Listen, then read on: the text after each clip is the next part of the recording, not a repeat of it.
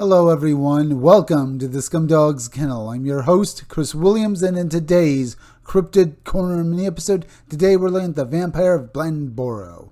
That and an article dealing with the Chupacabra today, folks, is what I'm going to read to you all.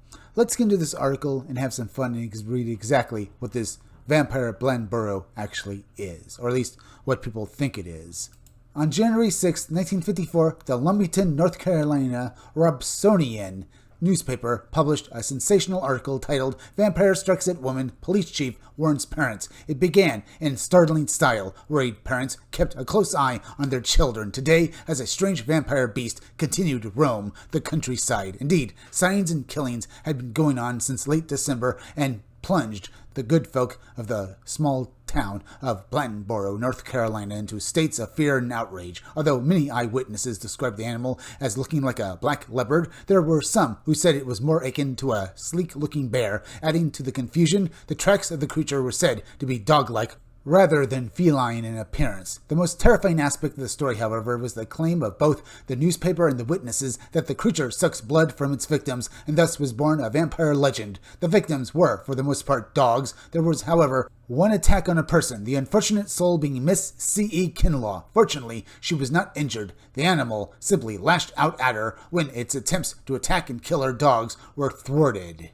She stated afterwards, "After we first saw it and my husband scared it away, it circled back and came running toward the porch where I was standing. I screamed and it stopped on all fours, turned and ran off. You know, the Bible speaks of sights and wonders before the end of time. This could be one of them. The Bible's coming true day by day." One of those whose dogs unfortunately were killed by the creature was Johnny Vass. He said, "My dogs put up a good fight. There was blood all over the porch. Big puddles of it, and there was a pool of saliva on the porch. It killed one dog at 10:30 and left it lying there. My dad wrapped the dog up in a blanket. That thing came back and got that dog, and nobody's seen the dog since. At 1:30 in the morning, it came back and killed the other dog, and it took off. We found it 3 days later in a hedgerow. The top one of the dog's heads was torn off, and its body was crushed and wet, like it had been in that thing's mouth. The other dog's lower jaw was torn off." As the carnage continued, there were stories of full-grown pigs found with their skulls crushed and their limbs torn off in violent, bloody fashion. Other farm animals were found dead, their severed heads completely missing. The entire town was on edge. Children were kept away from school, and practically no one wanted to walk the streets of town after sunset. This was hardly surprising. A deadly, monstrous killer was in their very midst. An unnamed witness commented, "I got 2 dogs, Niggy, the little black one, and Pee-wee, a brown one. That's bigger. Me and my wife were sitting here in the living room. We heard the dogs get awful restless. My front light was on and Larry Moore had his back light on. I glanced out the window and I saw this thing. It had me plumb spellbound. It was about 20 inches high. It had a long tail about 14 inches. The color of it was dark. It had a face exactly like a cat, only I ain't never seen a cat that big. It was walking around stealthily, sneaky, moving about trying to get to Niggy and Pee-wee. I jumped for my shotgun and loaded it and went out to shoot it, but it moved into the darkness right away and I couldn't find him again." Such was the sheer level of hysteria that gripped Blandborough at one point on January 5th, 1954. More than 500 people, all armed to the teeth with rifles and pistols, roamed the area's swamps and woods, something that the local police took a decidedly dim view of. The authorities took an even dimmer view when on the 6th, the figure was estimated to be in the region of 800. And 24 hours later, it was said to be in excess of 1,000. There were signs of relief when a bobcat was shot and killed in the area, and a leopard was reportedly hit by a car. Problematic, however, was the fact that the attacks continued, something which suggested the animal was not a solitary one. Worse, there might have even been an entire pack of the creatures. Whatever the truth of the matter, the issue was never resolved to the satisfaction of the people of Blandborough. By mid-January, the killings were finally over. Everyone sighed with relief. The saga of the vampire beast of Blandborough remains a stable part of the town, and to the extent that in 2008, the History Channel's popular show Monster Quest dedicated an entire episode to the legend of the blood-sucking, skull-crushing beast that provoked so much terror all those decades earlier. That was very interesting, folks, but let's move on to the next article. The Chupacabra, misidentified for decades as a vampire. And yeah, folks, while the Chupacabra is a blood-sucking creature and basically does walk around 4 limbs, it might be an alien life form as well. So let's read on and find out.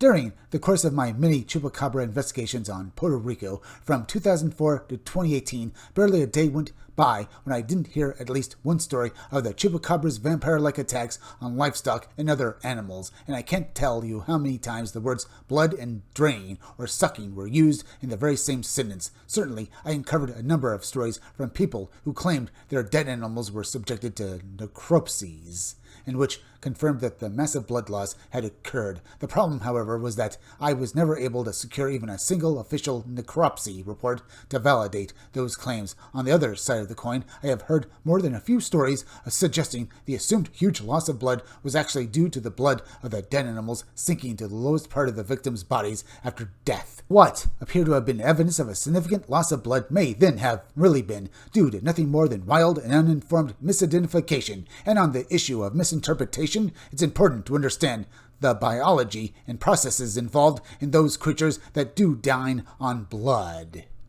When it comes to the matter of animals that ingest and digest blood, a process called hematophagy, you might be surprised just how many there are. The long list includes bedbugs, lampreys, torpedo snails, a type of sea snail, fleas, horseflies, and Giussepizia difficilis serpentinellus, the vampire finch of the Galapagos Islands, which happens to be the only known bird on the planet that supplements its diet with fresh blood. Of course, the most famous of all the blood-drinking animals is the bat, more specifically the vampire bat. There are no less than 3 kinds of vampire bat: the hairy-legged, the white-winged, and the common vampire bat, all of which have their origins in the New World. Interestingly, and just like the chupacabra, the white-winged vampire has a particular liking of the blood of goats.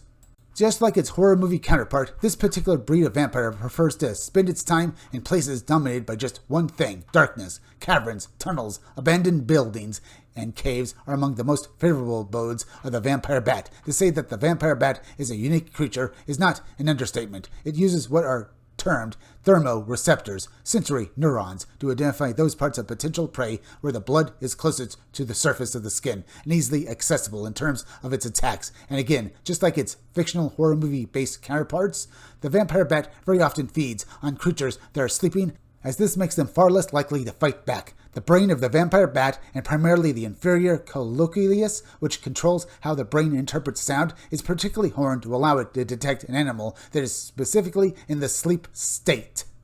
There are other parallels between vampire bats and the likes of the characters in True Blood and The Strain. To survive, they have to keep drinking blood. Studies have shown that vampire bats cannot go for more than approximately 48 hours without a significant amount of the red stuff flowing through their systems. Perhaps more fascinating of all is what happens when a vampire bat fails to find fresh blood. It will approach another member of the colony, and in a fashion that is still not fully understood, give a sign that it is in dire need of food. The other bat in response will regurgitate tiny amounts of its own recent intake of blood, thus providing its fellow vampire with much needed nourishment. Now, we come to the most important aspect of the life and feeding activities of the vampire bat. If it shatters some cherished assumptions, that's too damn bad, but contrary to what many people believe, vampire bats do not suck blood, ever. Instead, when a bat lands on its sleeping prey, it makes a tiny incision with its razor-sharp teeth that provokes the flow of blood. In much the same way that blood flows to the surface of our skin when it's cut, the bat then proceeds to lap the protein-rich blood rather than suck it.